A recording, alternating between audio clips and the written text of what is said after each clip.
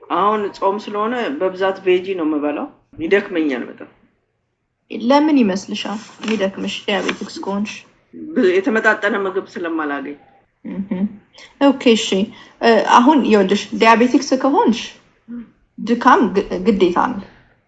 ምክንያቱም የፈለግሽውን ያህል ምግብ ብትበይ ዲያቤቲክስ ማለት እየበላሽ ያለው ምግብ እንጀራም፣ ዳቦም፣ ፓስታም ይሁን እነዛ ምግቦች ምትበያቸው ለኢነርጂ እንዲሆኑ ነው አይደል? አቅም እንዲሆንሽ አይደል የበላሽው? እንጀራ የምንበላው ያው ዝም ብለን መብላት ስላለብን ምናምን ሳይሆን ያው ሲርበን ከዛ ለመንቀሳቀስ እንድንችል ለኢነርጂ ነው እኮ የሚበላው።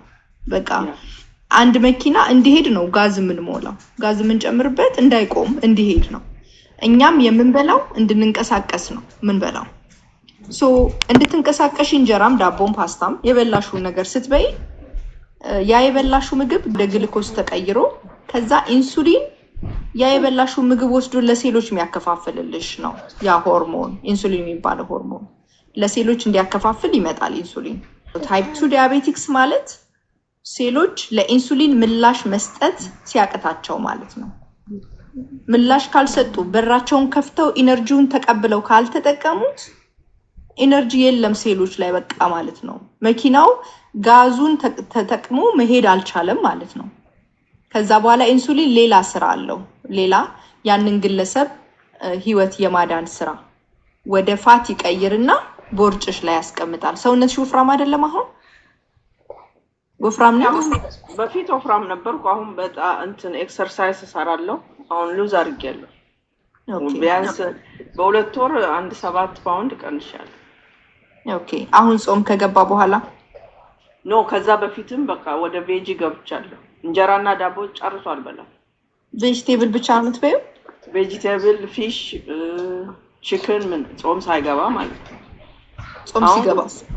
ጾም ሲገባ ቶፉ ብቻ፣ ቶፉና ቬጂ በቃ። ኦኬ፣ የቅድሙን ልጨርስልሽ።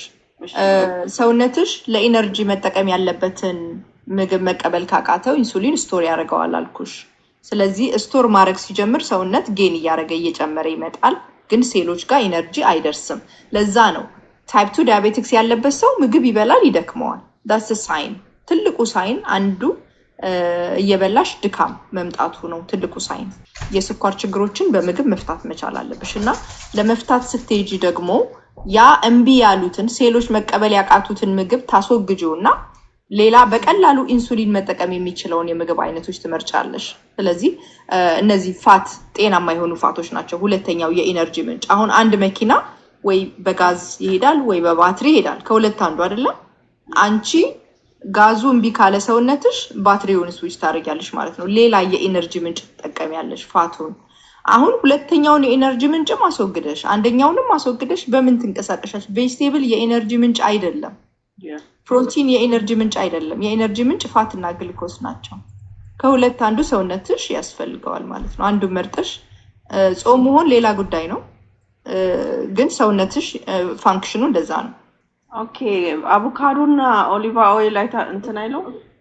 ያ በጣም ጥሩ ኳሊቲ ኦሊቭ ኦይል ፈልጊ። ኢትዮጵያ ከሆንሽ ያልሆነ ዘይት እየጠጣሽ እንዳትይ ነው። እዚህ አሜሪካ ነኝ፣ አትላንታ ነው ያለው። እዚህም ከሆነ በጣም ጥሩ ኳሊቲ ኦሊቭ ኦይል ፈልጊ።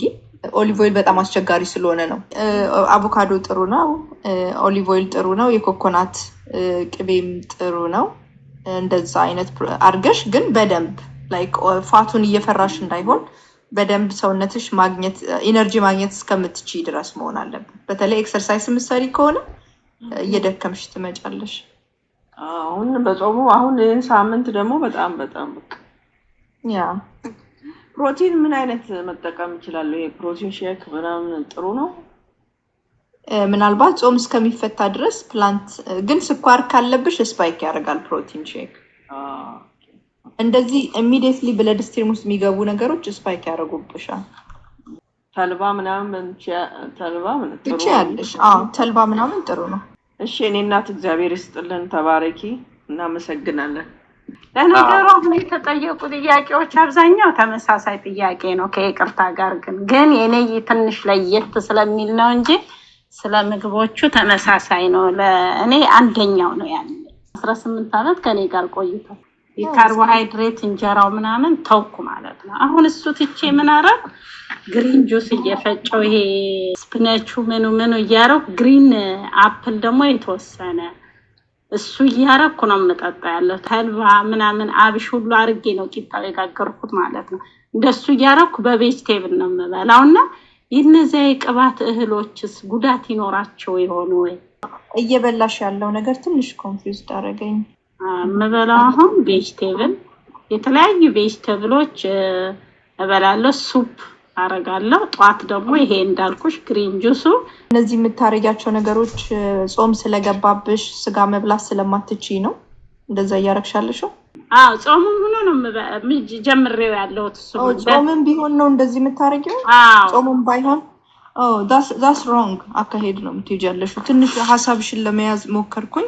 ይኸውልሽ ለአንቺ ትክክለኛው አካሄድ ምን መሰለሽ? አሁን ስኳር ስፓይክ ብቻ ማድረግ ሳይሆን ሰውነት የሚፈልጋቸው ነገሮች አሉ። እነዛ ካልተሟሉ ሁሌ ችግር ይመጣል ከበስተ። ስኳር ብቻ አይደለም ችግርሽ።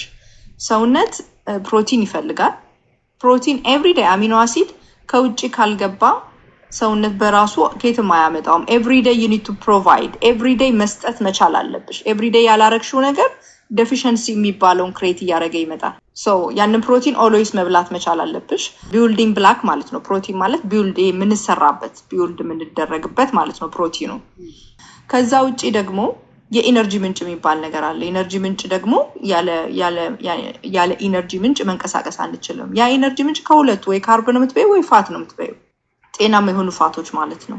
ከመድኃኒቱ ውጪ ግን በምግብሽ በደንብ ኮንትሮል ማድረግ ትችያለሽ። ብለድ ሹገርሽን ከፍ ዝቅ እንዳይል ብዙ ኢንሱሊን ኮስት የማያደርጉሽን ምግቦች ትመርጫለሽ። ያም ፕሮቲን እና ቬጅቴብል እና ፋት ናቸው። በተለይ ፋት ምንም አይነት ኢንሱሊን የማይጠይቅ ነው። ኢንሱሊን ኮስት አያደርግሽም፣ ግን ገብቶ ኢነርጂ ይሰጥሻል። ብዙ ኢንሱሊን የማይጠይቁ ምግቦች ላይ ፎከስ ታደርጊያለሽ። ከዛ ውስጥ አንደኛ ፋት፣ ጤናማ ሄልዚ የሆኑ ፋቶች ማለት ነው። ፕሮቲን ደግሞ ሚኒመም የሆነ ኢንሱሊን ይፈልጋል። በተለይ ከፋት ጋር አንድ ላይ ያያይዘሽ ካስገባሽው ብዙ ኢፌክቱን አታይም። ብዙ ኢንሱሊን ኮስት አያደርግልሽም። ይኸውልሽ በተለይ ታይፕ 1 ዳያቤቲክስ ብዙ ሰው ችግር እየገጠመው ያለው ህይወቱን እያጣ ያለው ኪድኒ ዳሜጅ የሚሆንበት ኤርሊ ብዙ እንዳይኖር እየከለከለው ያለው ምክንያት የሚወስዳቸው የኢንሱሊን ብዛቶች ናቸው። ኢንሱሊንን ኮንትሮል አረግሽ ማለት እንደ ማንኛውም ሰው እግዚአብሔር የሰጠሽን እድሜ በሰላም ቆይተሽ እንደዚህ አሁን እንደምትያቸው አይነት ስሜቶች ሳይመጡ ሳትማረሪ ሰላማዊ የሆነ ላይፍ መኖር ትችያለሽ። ግን ማወቅ አለብሽ የምታረጊያቸውን ነገሮች። ኦኬ እያንዳንዱ የምታደርጊው ነገር ከሳይንሱ ጋር ተከትሎ የሚሄድ እንጂ አንቺ እንደፈለግሽ የምታደርጊው አይደለም። ሳይንሱን ተከትለሽ ሰውነትሽ የተገባውን ነገር እየሰጠሽ ነው እንጂ እዚህ ጋር እንዲህ ስለሆነ እኔ ቅመማ ቅመሞችን ፈጨቼ ምናምን ላደርግ የሚለው ነገር ያስኬዳል ወይ? የምታደርጊው ነገር ሳይንሱን የተደገፈ ነገር መሆን አለበት። በግምት አታርጊ። የኤነርጂ ምንጭ ፍለጋ ብዙ ቅመሞችን መጠጣት አይቻላቅም። የኤነርጂ ምንጭ ሁለት አይነት ነው። ወይ ፋት ነው ወይ ግልኮስ ነው መሆን ያለበት። ከሁለት አንዱ ነው የሚሆነው እና ግልኮሱ ላንቺ ለስኳሩ ችግርሽ አይሆንም፣ ስፓይክ ያደርግብሻል። ቅድም አንድ ነገር ስትናገሪ እንደሰማሁሽ ቬጅቴብሎችን እንደ ሱፕ አርገሽ አትጠጫቸው። ቬጅቴብልን ቢሆን ኤኒቲንግ እንደ ጁስ አርገሽ የምትጠጩ ነገር ስኳርሽን ስፓይክ ያደርጋል። አኝከሽ አፍሽ ውስጥ ባለው ኤንዛይም ዳጀስት የማድረግ ስራን ከመጀመሪያው ጀምረሽ ፋይበሩ ታኝኮ ሲገባ ወደ ሰውነት ውስጥ ይለያል። ስትጠጪ ይለያል። ጁስ አትጠጭ። ግሪንም ቢሆን ጁስ አታርጊው በፍጹም። ቬጅቴብሎችን በሳላድ መልኩ ሊሆን ይችላል፣ በጨውና በውሃ ስቲም አርገሻቸው ሊሆን ይችላል። አኝከሽ መብላት ይኖርብሻል። ፋይበሩ በደንብ ብለድ ስፓይክ እንዳይኖረው ማለት ነው። ሴንሲቲቭ ስለሆነ ታይፕ 1 ፋቱ አሁን ስንበላ ምን አይነት ፋት ነው መውሰድ ያለብን? የቅድም እንዳልኩሽ ፕሮቲን ስትበይ፣ ስጋ ስትበይ ከስጋው ጋር ተያይዞ የሚመጣው ጨውማ ስጋ ፕሮቲኑን ስሎ ዳውን የሚያደርገው ፋቱ ሲበዛ ነው። ቀይ ስጋ ዝም ብለሽ በጣም ብዙ ቀይ ስጋ የምትበይ ከሆነ የግሊኮኒዮጀነሲስ የሚባለው ፕሮቲንን ወደ ግሉኮስ የመቀየር ስራ ያደርጋል ጉበት።